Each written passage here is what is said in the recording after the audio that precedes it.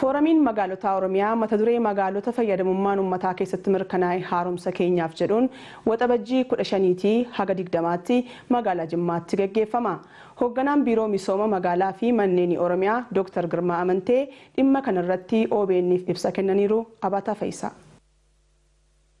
Fooramiin magaalota kanaan dura akka biyyaatti gaggeeffamaa ture. Akka naannotti garuu hin turre. Fooramiin magaalota Oromiyaas yeroo jalqabaatiif mata duree magaalota fayyadamummaan uummataa keessatti mirkanaa'e haaromsa keenyaaf jedhuun waxabajjii 15 haga 20tti magaalaa Jimmaatti gaggeeffama. Kaayyoon fooramii kana magaalonni muuxannoo walirraa akka fudhatan, carraa investimentii qaban akka beeksifatan gargaaraa jedhan hoogganaan biiroo misooma magaalaa fi manneen Oromiyaa Dr. Girmaa Amantee. Kaayyoonsaa tokkoffaa bakka isaan muuxannoo isaanii jijjiiruudhaan walirraa baratan akka ta'udha.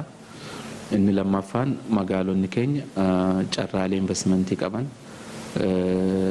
yeroo isaan itti beeksifatan, yeroo isaan itti aadaa naannoo isaanii jiru, qabeenya naannoo isaanii jiru itti beeksifatanidha. Fooramiin kun magaalota gidduutti dorgommiin akka jiraatuuf shoora olaanaa qabaa jedhan. Fooramii kanarratti magaalota Oromiyaa keessa jiran gosa adda addaatiin wal dorgomsiifne magariisummaadhaan ta'uu danda'a, bu'uura misoomaatiin warra fooyyee argatan ta'uu danda'a.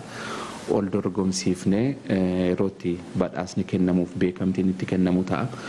Kunis immoo magaalonni keenya akka isaan ol dorgomaa akka isaan ta'an dura walii isaaniitiin asitti immoo dorgomaa ta'anii waa ba'an sadarkaa biyyaatti immoo caalaatti akka isaan dorgoman gochuudhaaf waan isaan dandeessisuuf magaalonni keenya akka isaan dorgomaa ta'an gochuudhaaf akka kaayyoo sadaffaatti qabatamee kan jiru. Fooramii magaalota Oromiyaa kanarratti magaalonni hirmaatan wantoota magaalaa isaanii ibsan egzibiishinii fi baazaarii qophaa'e irratti dhiyeeffatu jedhan Dr. Girmaan. Waan isaan ittiin hirmaatan inni guddaan egzibiishinii fi baazaarii qophaa'ee jirutu jira.